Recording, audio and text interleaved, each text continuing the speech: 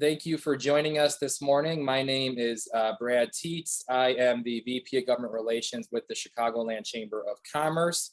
Thank you for joining us today in what should be a pretty interesting conversation around organized retail theft, illicit trade, how these methods of crime are fueling violence across Chicago, and what businesses have been doing and can do to protect themselves. Again, we're with the Chicagoland Chamber. The Chamber serves as the voice of Chicago's business community, representing businesses small, medium, and large from every sector and industry across Chicago, Cook County, and the Collier counties. We're really excited to have Matt Albans here today, current spokesman for the United to Safeguard America from Illegal Trade, USAIT coalition. Matt is also the former acting director for U.S. Immigration and Customs Enforcement, as we know at ICE. So I'll get more into Matt's bio in a second, but I did want to kind of give a brief overview or background on the Chamber and how and why we got involved with the coalition. So first and foremost, the number one issue the Chamber hears about from its members daily is Chicago crime and public safety. Not only is it devastating families throughout Chicago and our communities, but it is impeding economic growth to a sizable degree. Chicago Cred estimates that gun violence costs our economy roughly $3.5 billion a year. In 2021 alone, retail thefts in Illinois totaled $2 billion and cost more than $225 million in state and local taxes. So we're hearing this from our members every day. It is impacting return to the office efforts. We've had companies whose employees have tragically been harmed as a result of gun violence and public safety issues throughout Chicago. And we are missing out on economic development opportunities because companies do not believe Chicago is a safe place to bring their employees and families. So this was a common refrain that we heard when we spoke with tech business leaders during our research and interviews for the Chamber's Tech Effect study. And another issue too, we're seeing it, businesses, when a crime or shooting happens on their property, along with the cops are coming the inspectors now. So in businesses, we have many examples are being forced to shut down due to unrelated crime occurring around or on their property. So this is a significant issue and a significant challenge for our members. And, you know, it's not one that we've historically worked on. Taxes, regulations, energy policy, yes, that's all in our wheelhouse, but crime and public safety, you know, it's a new thing for a business organization. So we've wanted to be thoughtful in how we approach the issue. We wanted to learn and understand how we as the Chamber and the business community can you know, tangibly make an impact. But it's a problem that's been built up over decades. So there's the short term and then there's the long term. And I think we have a pretty good understanding of what the long-term ideas and solutions are, at least from our perspective, around economic opportunity, mobility, building stronger communities, and obviously education, quality education underpins all of that. And our members agree and are playing a sizable role towards those ends, but our members also want to know, how are we going to slow violence today and this weekend? The short-term immediate solutions, I'll admit, we've struggled with, but even the most foremost experts in this field have struggled to give us practical and immediate solutions that we can run with. So we've met with the Chicago Police Department, the Mayor's Office, City Council, Kim Fox, Chief Judge Evans, the courts, violence prevention groups, academics at UFC Crime Lab, Northwestern, among others. And I think the more we've learned, the more concerns we've had. And we've really begun to realize how deeply entrenched and rooted some of these problems are. So much more needs to be done in the short term. But there were two short-term initiatives that we were really excited about and jumped on when the opportunity arose. And it directly impacts businesses. So we've all seen the videos online, smash and grabs, et cetera.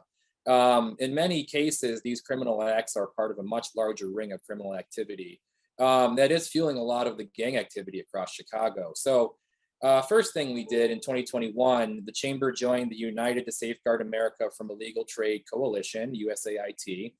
The coalition came together as a public education campaign with a mission to combat black market trade, backed by a coalition of national and state brand enforcement experts, law enforcement agencies, and business organizations like the Chamber and others. Black market trade, illicit trade, is a significant problem in Chicago, and it's fueling many aspects of the city's gang problem. Think of loose cigarettes coming from other states and what that has meant at some of our street corners. But the problem is far larger than what local public safety officials can address.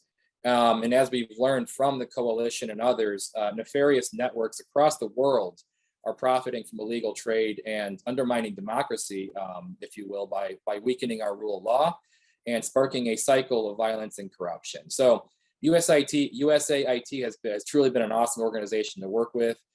They've identified the problem, the scope of the problem, and they have prescribed policy solutions to address these challenges. So the other short-term item I quickly wanted to mention, because it spawned from the USAIT coalition, the Chamber was proud to help push and get signed into law HB 1091 in Springfield this past session. That was an initiative of the Illinois Retail Merchants Association and Illinois Attorney General Kwame Raoul. A couple of high-level things the bill does: it creates the Inform Act to address the role e-commerce has played in facilitating illicit trade, and we'll get to more of that later in this conversation. It creates a new organized retail theft criminal offense to target the ringleaders of these criminal acts. It creates new rights for retailers as victims of organized retail theft. And it allows for a wider selection of venues to be considered when changes are being contemplated, when charges are being contemplated. So the bill went into effect this summer, and we, along with law enforcement, local governments, we're all working together to help implement these new provisions. So, but for today, we are excited to hear from Matt Elbins to really dive into the issue of illicit trade and how it is impacting our lives here in Chicago.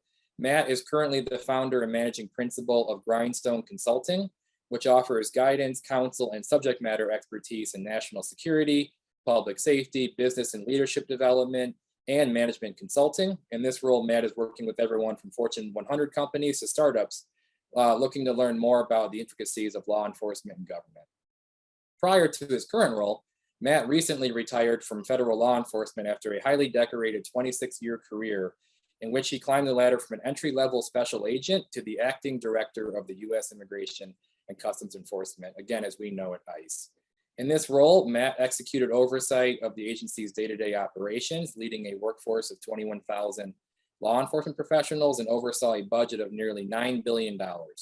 Matt has received a number of distinguished awards throughout his career. He also has a tie to Illinois, having received a master's degree in crime, delinquency, and corrections at Southern Illinois University. So look forward to hearing about his experience in Illinois as well. But again, we're excited to have Matt with us today. In terms of the presentation logistics, this is a 45-minute webinar. We will be accepting comments and questions through the Zoom chat function. So please go ahead with that. This presentation is being recorded. Another key thing we wanted to mention there. So it will be available for further consumption going forward. But from there, we'll turn it over to Matt. Matt, thank you again for being with us. Hey, Brad, thanks for having me. Really appreciate it, and really appreciate the time and all those who are joining us today. I know you all have busy schedules, but I think it's great that you're taking the time out to deal with what this, this is really a critical issue, and I commend you for the steps you've taken thus far already.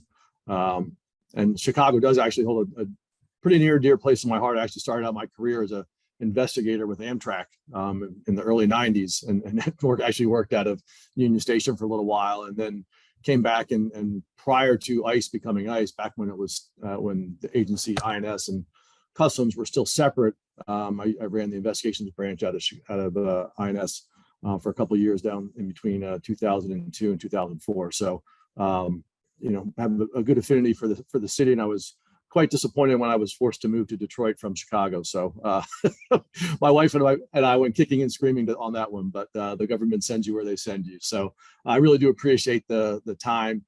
And one of the things I always try to start with, and just because the news is what the news is, and people hear immigration and customs enforcement, and generally people gravitate towards the things that are happening on the southwest border and the challenges that are created there. Obviously, there's huge public safety and national security issues that are there.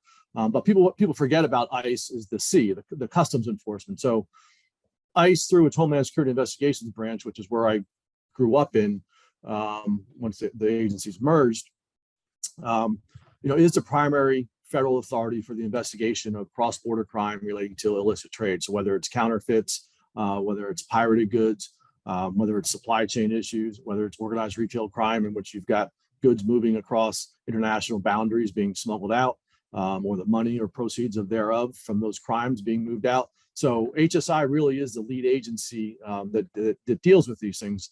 They actually run the Intellectual Property Rights Center which again deals with a lot of these counterfeiting and pirating, but it's also expanded to deal with these things like we're seeing here with organized retail crime.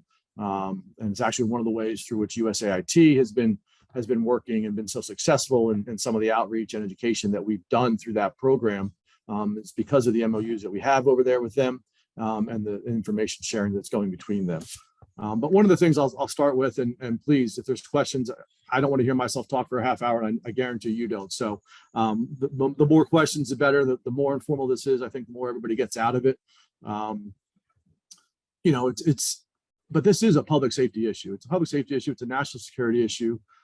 It's not necessarily a new issue, as I think, you know, those of you that are in the retail industry understand, but it's certainly grown significantly. And Brad mentioned e-commerce, right? The ability to move these goods via the internet, and whether it's through legitimate online selling platforms, eBay or Amazon, or through the dark web, where there's huge illicit marketplaces which allow and provide a network for stolen goods to be sold and huge profits to be made. And you know, it's not just, you know, back when I, started my career, a lot of, the crime and the retail theft, it was, things being stolen out of, car radios being stolen out of cars, or, somebody ripped off a Radio Shack, which don't even exist anymore, and they stole a couple of radios and you could buy them in the parking lot of the McDonald's. The guy sold them out of his trunk.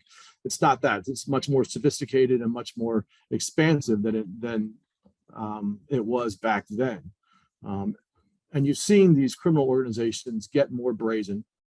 And I think, the legislation that's been passed in Illinois, we'll start with that, I think is a really good step forward. So those that were involved in that and participated in helping get that across the finish line, I think should be highly commended. I think the fact that there was bipartisan support was very meaningful, and shows that everybody understands and appreciates the gravity of this situation. But one of the things that has to follow on, and where you may need to continue to keep pressure, and I've seen in my career, it's one thing to get laws passed. It's another thing to get resources, and especially continuing resources. I know there's some resources for law enforcement initially in that bill, but it's one, it's to get continued resources, and two, it's actually to get those cases prosecuted. So it's one thing to have a law, but if law enforcement is not able to actually prosecute those cases and have some corresponding deterrent effect as a result of these laws, obviously the impact of those laws is going to be largely marginalized. So I would say that's probably something you're going to need to remain vigilant about and really push for when you have your interactions with the elected officials within Chicago and the state, is making sure that those laws that are now on the books are being utilized to their fullest extent, so that the benefits expected to be gained from them are actually recognized. So that's just one thing I'll put out there, that it really is important to make sure that these cases get prosecuted. They should be publicized. Again, we're trying to increase the deterrent impact of these laws, reduce the criminal activity. And going back, and I was actually speaking at a Council of State Retail Associations conference yesterday, and we had some really large retailers there. And so from Best Buy to Home Depot, we're up here in Minneapolis, so you've got companies like Target that are here, very large companies and organizations from across the country. And to a person, the issue of public security and public safety was first and foremost on everybody's mind and everybody's concern. And it's not just from an overall, which it is obviously from an overall societal issue, but the challenges that it creates for these corporations and companies, these retail corporations and companies in their own stores, right, with regard to the impact of their associates that are working in these stores being victimized as a result of these smash and grabs, or people putting guns to their heads as their accomplices are emptying the shelves. And it's also concern for the other people that are shopping in those stores, that are patronizing those retailers, that are now deterred from doing so. There's trauma that's accompanying that, and people less likely or less willing to go out and go to these stores and shop. I'm sure, and I know, Brad and I had spoken previously about some of the impact it's had, especially there in Chicago and the Miracle Mile, and the lack of in the Loop, and the decrease in retail activity as a result of the increase in crime. And so it's the same thing everywhere. If people don't feel safe in the community. They don't feel safe going into a store because they're afraid that there's going to be this type of crime.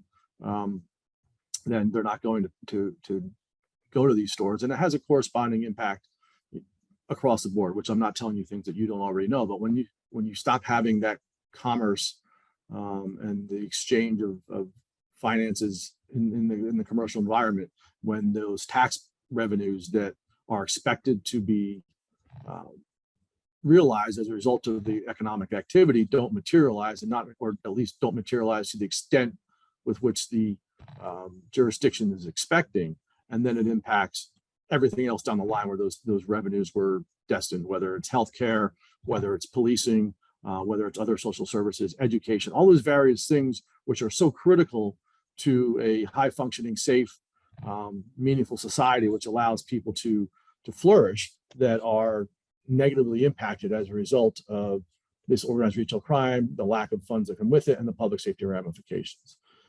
When you start talking about the public safety aspect of it, and you start looking at who's committing these crimes, that's one of the other things which I think has really changed over the last, let's say, half decade or decade, is the sophistication of these organizations, especially with regard to the criminal networks that they're tied to. These are not generally localized, small pockets of individuals that are just going around committing these crimes and just as a profit motive for themselves. Most of these organizations, or these smash and grab individuals, or these gangs that are now getting involved in it, but most of these are all tied in with international crime organizations. So there are transnational criminal organizations that are leveraging the profits being made from organized retail crime, from the ability to launder money through this process, with whether you look at trade-based money laundering or other activities that generate profits from the organized retail crime and these large-scale thefts. And they're going to fund other criminal activities, some of it which is even more nefarious. You start talking about these organizations, a lot of them are tied into narcotics trafficking. A lot of them are tied into human trafficking, weapons trafficking. We've seen links between terrorism and money coming from these types of criminal activities. So it really has a profound impact across the world, frankly, with regard to how these transnational criminal organizations are able to continue to grow their organization, line their pockets, and build their criminal networks through this, among many other activities. But this is certainly one that is highly profitable. It's also one which, in the absence of legislation like you've passed like has been passed in Illinois, it's oftentimes is a low risk, high reward. A lot of the criminal charges that accompany or that would come with some of these activities don't carry the same stringent sentences that you would see in some other criminal activities. For example, I always throw out the example with illicit tobacco, where tobacco being utilized or taken from a high tax state to a low tax state, or vice versa. You have somebody that gets stopped with an 18-wheeler full of illicit cigarettes or stolen cigarettes versus an 18-wheeler that's packed with cocaine or any other illicit drug.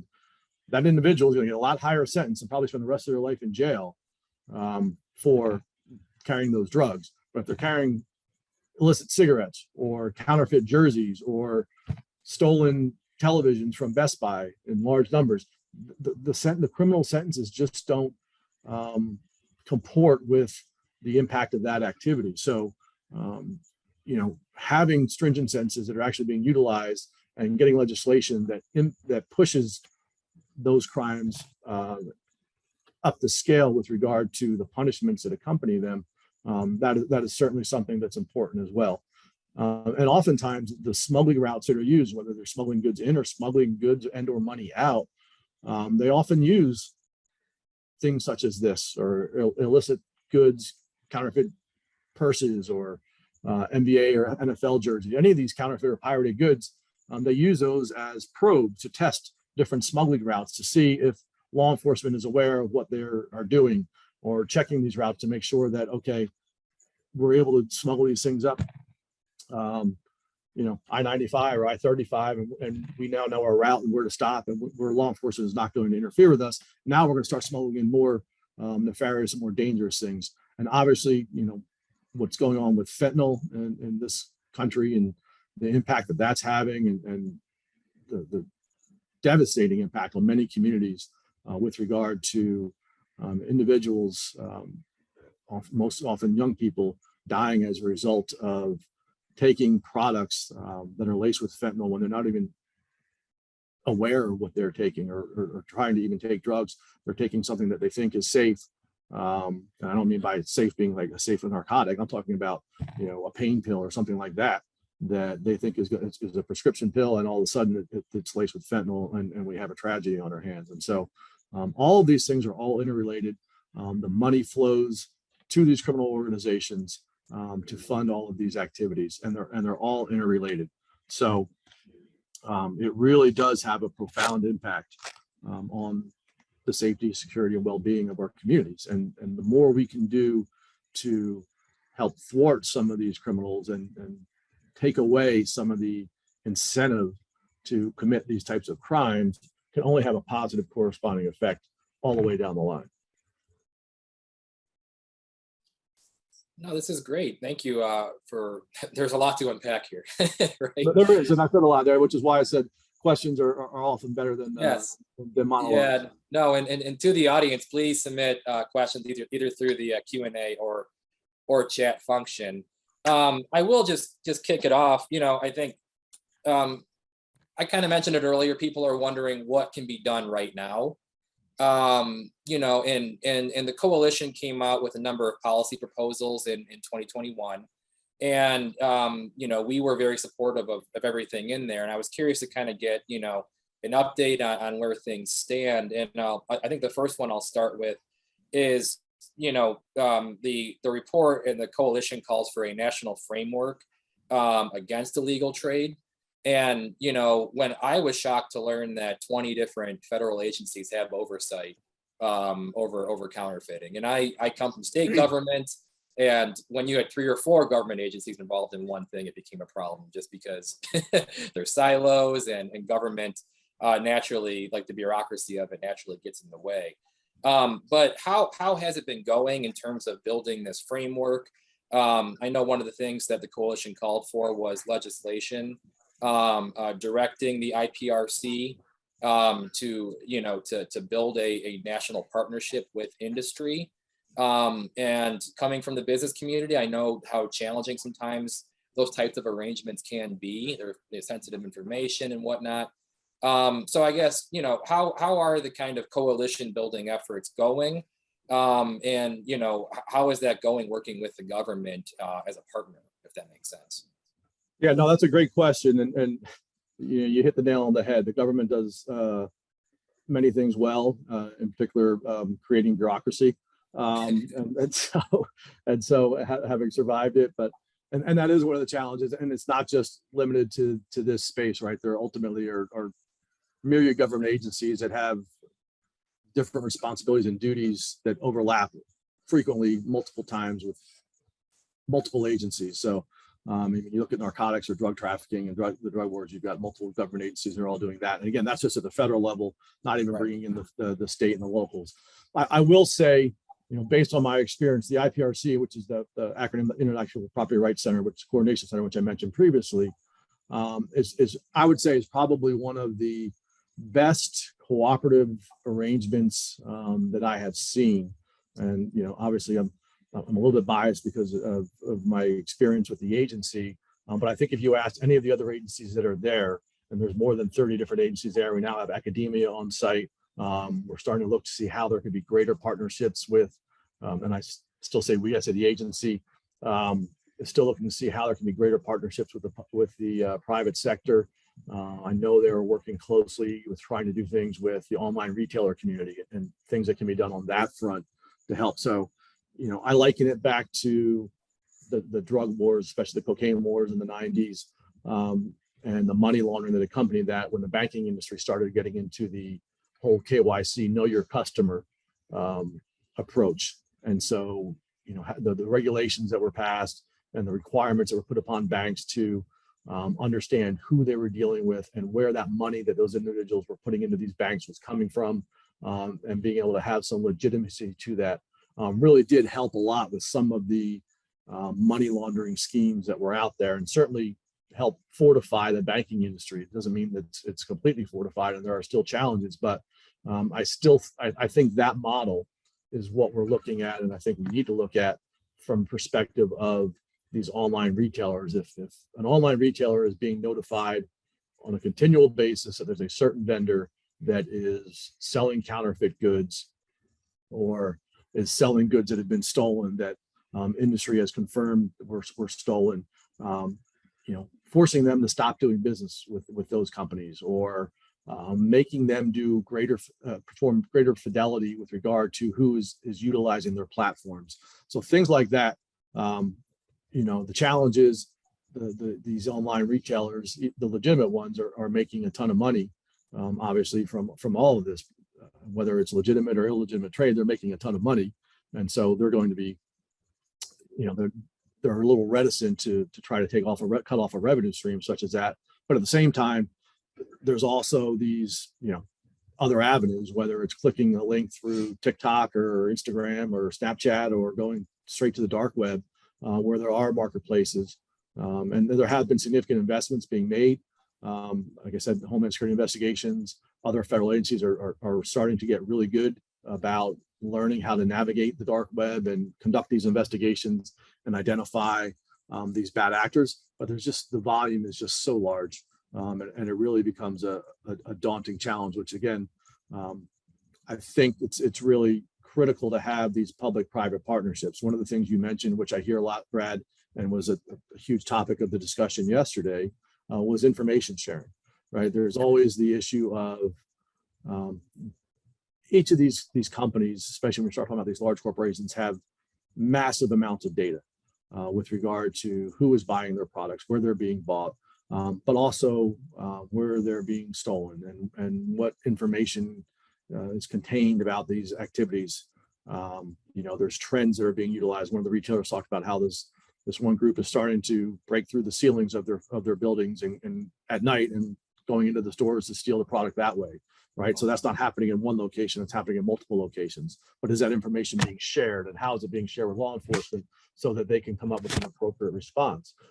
So it's, from an industry perspective, there's a lot of times concerns, not necessarily just by the lawyers, but with regard to information sharing and proprietary information that they don't want to be released out into the public, or at least to their other companies or law enforcement that's in that space. And I think we need to realize that information is the lifeblood of law enforcement. And if there is not the willingness to share that information, especially with the investments that's being made by private industry into organized retail crime and loss prevention, these companies are investing hundreds of millions of dollars annually to try to protect their brands and their products. That it's almost counterintuitive to not let that information that they are gaining through those investments be utilized to help law enforcement work some of these cases. But at the same time, and coming from law enforcement, I can tell you, law enforcement is often probably a bit too guarded sometimes when it's dealing with industry, and keeps things close to their vest, and may not share information as well as they could either. So I think that's why it's breaking down those stovepipes and having these relationships between law enforcement and industry, not just at a national level, but at the local level. So, there in Chicago, if you have, your groups and your associations, I'm sure have made contact with the local Homeland Security Investigations Office, and probably with the FBI and other agencies that are there. Those relationships are critical. You really need to invest in those, and have meetings with them on a routine basis, exchange information as what they are seeing, what you are seeing, so that meaningful strategies can be developed. Now, ultimately, lower level crimes or street level crimes, they're not something that are going to be prosecuted at the federal level, but through these organized retail crime task forces, which I know Illinois has one, and a lot of states are starting to move in that direction. Some already have them. Through that, where you have state and local officers that can prosecute some of these lower level cases within their jurisdictions, and then just work these cases like you would a narcotics trafficking organization or a human trafficking organization, and start working your way up the food chain of that criminal organization, and start getting that case to a level where the federal government can step in, because then you start getting a whole host of activities and authorities that can be utilized, when you start talking about RICO statutes, racketeering and organized crime statutes. Asset forfeiture is huge, obviously. You know, when these cases are investigated, especially at the federal level, obviously the goal is to identify and arrest perpetrators and disrupt the network. But it's also to seize the assets, right? It's not a situation where you want to play whack-a-mole where you take off two heads, but there's three other ones popping up, right? It's by taking those funds and seizing those assets, which prevents the quick and easy reestablishment of that criminal organization. That's where you really get into having a meaningful impact on these organizations. And also, again, those assets in many cases are able to be shared with law enforcement or other entities, so that more resources can be put into the problem, and it just grows and builds upon itself. And through the IPRC, I think you've seen a lot of that. I think what you're seeing with these localized organized retail crime task forces is significant with that. I know Homeland Security Investigations has just started a new operation called Operation Boiling Point, in which they're targeting certain jurisdictions to really focus on this issue. So there are things out there. I just encourage your organizations to keep those relationships active if you have them, and if you don't have them, reach out. Every HSI office has a community relations officer. There's going to be an assistant special agent in charge with jurisdiction or responsibility for an investigative group that handles these types of criminal activity. Get to know those people, have meetings with them. And again, if you can provide them information that they can use to work their cases or develop cases, that's extremely critical.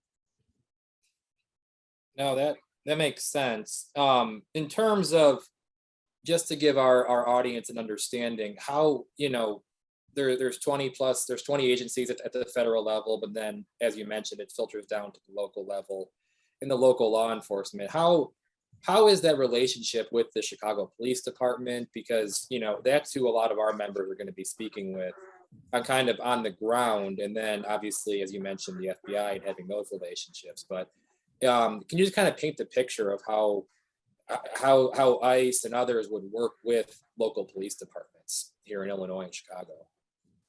So Illinois is one of the more challenging places with which to do some of that work. And I apologize for not having complete insight into the office. Sure. No worries.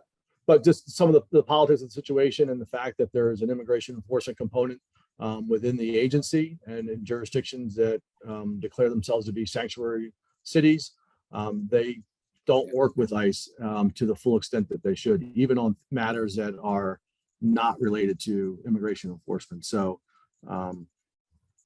it's a challenge. I know from when I was there, but again, that was 20 years ago. So, and I would suspect right now you still have task forces that are out there where you've got Chicago PD and all the collar cities and counties working as part of joint task forces. I'm sure you have DEA and FBI and ATF and HSI all working on these same task forces as well. So, coordination is huge. And that's part of the outreach. And what we've actually been doing through USAIT has been working with a couple of the police chiefs associations that we've gotten on. So we had Michigan Police Chiefs Association as part of the organization. We had the Pennsylvania Chiefs Association. It's working with those and providing education to those members with regard to what can be done and how to open up those lines of communication, and nobody knows more about their product than the brands that actually produce it. So getting that information, allowing and teaching these cops how to spot things when they're doing their normal patrols, or how to identify counterfeit goods or stolen goods, or if they've encountered goods, how do they confirm or determine whether or not they're legitimate goods or if they've been stolen, right? You might find, this guy stops you have a, Illinois highway patrolman stops an 18-wheeler that's got a bunch of TVs and other electronic equipment in there. But guy says he bought it. There's no way to prove otherwise. But you have those relationships with that are stolen from Best Buy, and he knows who he can call either in the federal government through investigative contacts or through Best Buy, and having met individuals in the loss prevention branch in Best Buy and saying, hey, we've got all these things. Can you verify whether these products were actually sold legitimately? And they can tell them they're stolen. So that's a lot of that. And a lot of these, it happens a lot, even more so in the counterfeit arena, because some of these counterfeiters are really, really good. And it takes a really trained eye to identify that goods are actually counterfeit. So it's working and training and having those educational sessions that help work with that. But again, it's stuff happens at the ground level, and it's those local relationships and it's those local partnerships that are so critical. So I would say if there's any area in which the local police have not been able to formulate good relationships with the federal partners, especially in this area, that's something I think you would want to push those local agencies to start doing, because again, ultimately the federal agencies are going to have a lot more resources and a lot more authorities to have meaningful prosecution of some of these criminal organizations. Again, that's changing a bit just based on laws like the ones that were passed there in Illinois and other places, but ultimately it requires that those groups working together. Absolutely. And I would also say one thing that's often let out, I mentioned a little bit about prosecuting. It's your organizations need to be in touch with the United States Attorney's offices as well, because ultimately, every U.S. Attorney's office is overworked and understaffed, and there are plenty of legitimate good cases for prosecution that are presented to them that don't get prosecuted just because it's a resource issue. It's opening those lines of communication and having those relationships so that they understand the critical nature of this activity, and there can be some I don't want to use the word pressure, but make sure that they understand that there's significant interest on the part of the business community that these cases be prosecuted, just because of the downstream impact it has that we went through already. Sure. No, absolutely. And another thing I did want to ask you about, so, Illinois, Chicago, we are, a transportation hub. We're the center of the country, most class 1 rail, we have the airports. One of the things the coalition really wanted to focus on as one of its policy priorities was foreign free trade zones. And the Illinois Port Authority is one of the biggest movers of goods in the Midwest, certainly, but in the nation. And can you explain, obviously these ports are, incredibly, like we need them for our economic activity here in Chicago, but can you explain how they've been kind of used as well as a vehicle to transport illegal and counterfeit goods? Because I do think it touches on the e-commerce angle as well. It certainly does. It touches on e-commerce. It touches on counterfeits and pirated goods significantly as well. It even touches on some places where you've got free trade zones that are in foreign countries where illicit goods are being manufactured within those free trade zones. Sure.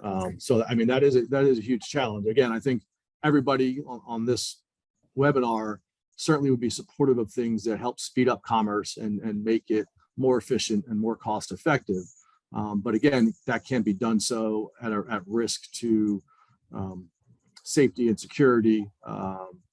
And so the free trade zones is certainly a challenge. It's something that through USAIT, we've been trying to have some discussions with federal authorities and the Hill with regard to what could be done to help at least ameliorate some of the challenges that are presented by those, because laws being written a long time ago, many of the laws that are being enforced were written a long time ago, and they're not always flexible enough to deal with what's happening now. And obviously getting Congress to pass new laws is quite challenging, especially in this environment. So you often have laws that were perfectly written for situations that existed 30, 40, 50 years ago. But now, as things have changed, they're not as impactful or don't cover the areas that need to be covered. So, the issue with from a customs perspective with trying to charge things, whether it's through civil customs violations or criminal customs statutes, that good has to have entered into the United States. And if that good doesn't actually enter, if it goes into that free trade zone, it's not technically made that entry, right? So CBP's ability to do things with that good are limited until such time as an entry of that good has been introduced into the country. And you've seen, the Port of Chicago, the Port of Los Angeles with these, billions of cargo containers that come through on an annual basis, and trying to find a needle in a haystack in many instances as to which of those containers contain, illicit goods or counterfeit goods, or sometimes human beings, unfortunately. So it really is a challenge. It's probably one of the biggest challenges for law enforcement. It's just the sheer volume, and you mentioned e-commerce as well, especially, a lot of the counterfeit goods or a lot of the stolen goods, come through, if they're coming through an international commerce, coming through in mail consignment facilities, whether they're the U.S. Postal Service, whether they're DHL or UPS or FedEx or any of the other ones, and you're talking about millions of packages a day coming through these mail consignment facilities, and having CBP and HSI. CBP does the inspections. HSI is there to do investigations when there are things that are found.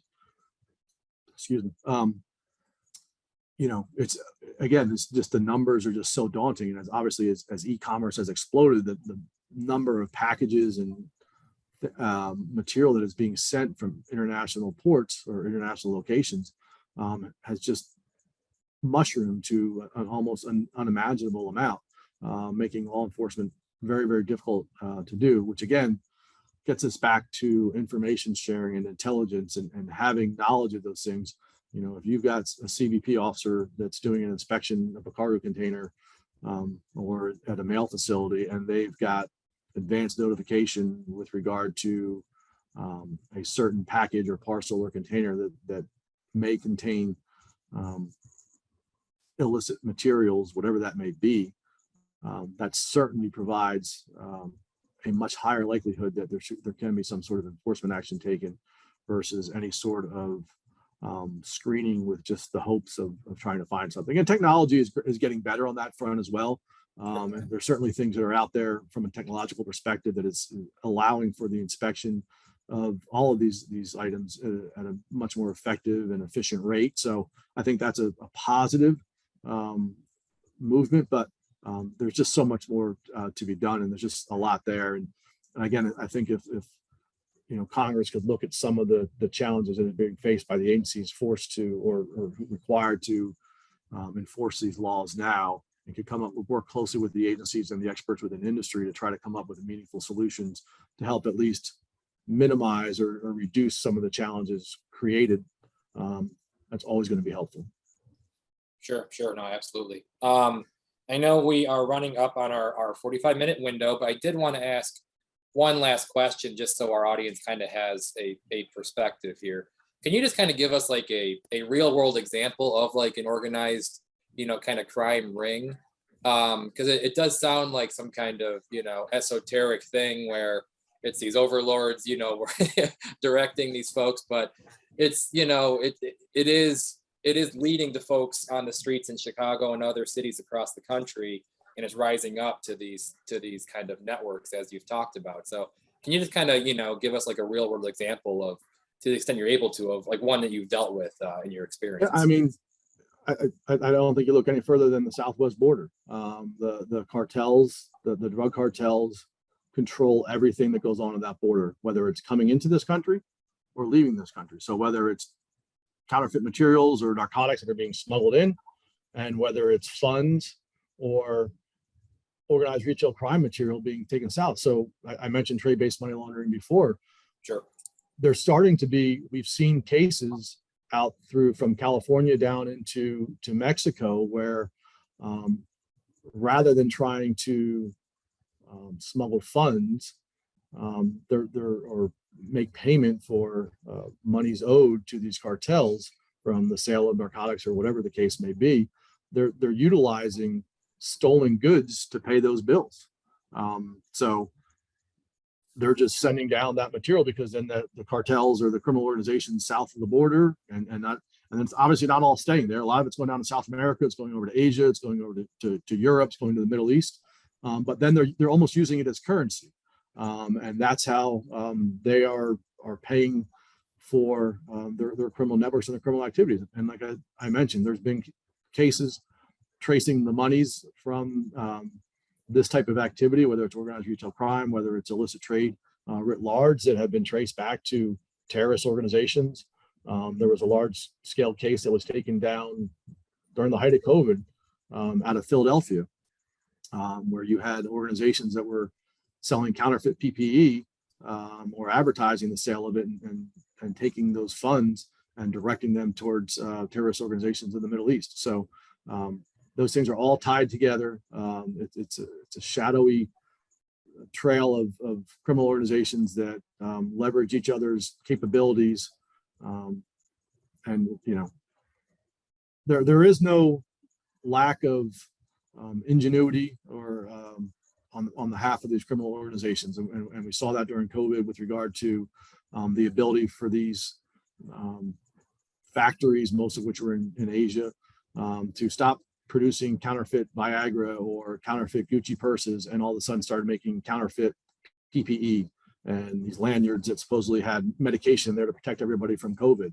Within weeks of the pandemic, these things were flooding our market. You look at even when the vaccine was approved, within weeks of the vaccine being approved, law enforcement in other countries started finding counterfeit vaccines.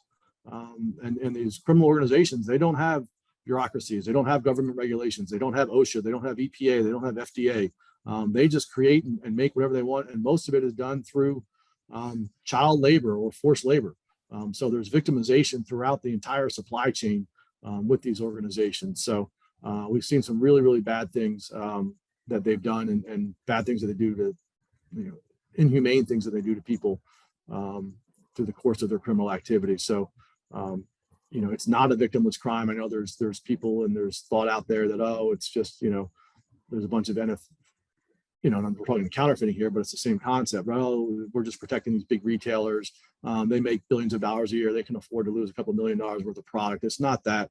There is a trail of victimization and further criminal activity throughout that. In fact, some of the people that are committing the crimes themselves and actually doing the smash and grabs or the sticking the gun in the retailer's face are drug abusers or homeless people that are being utilized by these criminal gangs and being, that's how they're working off whatever debt they may owe, or that's how they're paying for their narcotics or their drugs, is committing these activities. So it really does have negative impact that permeates the entire society, and it's really challenging, and it's heartening that we're starting to move in the right direction with regard to these coalitions and getting because I'm sure you guys do realize how powerful you are as an organization, but the more organizations such as yourselves at the state level, Rob Carr with the Illinois Retail Merchants Association was at this conference with me yesterday as well and spoke on the same panel. That you guys really do wield a lot of authority and power, and I would leverage that for good with your state and at the federal level as well. No, absolutely, and no, we've historically worked well with Rob and Irma, and it's been a great partnership. So we were proud to kind of help them get this one over the finish line. I would say that the retailers, it's big box, they can afford to lose some goods and products. That argument was made a lot during the legislative negotiations that we were having. So it's one that we pushed back on and tried to connect it to the bill, but there's a lot of education around the topic that still needs to happen. So it does throughout, and that was definitely a theme that we continue here. Even people that should know very well within the governments, whether elected officials or government officials, should really be cognizant of what the impact is. It's still a continual educational process because they just don't get it. And that's one of the things you talk about, information, but data, right? Getting good data that's meaningful and impactful to these decision makers is critical. Now, especially in a blue state like Illinois, if we're losing out on tax revenues, the General Assembly and the City Council cares about that. So that is a talking point that we use. So no, and I just want to add to, I'd never heard the phrase trade-based money laundering, so I'm going to use that now when I'm talking with Yeah, friends. that is one of the major things. Like Homeland Security Investigations will do a ton of TBML cases. It's not a new scheme. It's not a new methodology, but it's certainly one that is being utilized in this space, which hasn't always done so. So Sure. No, it's shocking, but no, again, I know we're over time, but I think the conversation was pretty compelling and interesting. So I hope folks enjoyed it. Matt, I do want to thank you again for your time today and your expertise on this, and thank you for all you're doing on this. It's such a huge issue for Chicago and our region. So no, it's my pleasure. excited, Thanks for having me. we're excited to keep working with you, and we'll keep our members updated on kind of what the efforts here on this front are, what's going on at the state and local levels on these issues, and we'll just take it from there. But thank you again for everyone for joining us today.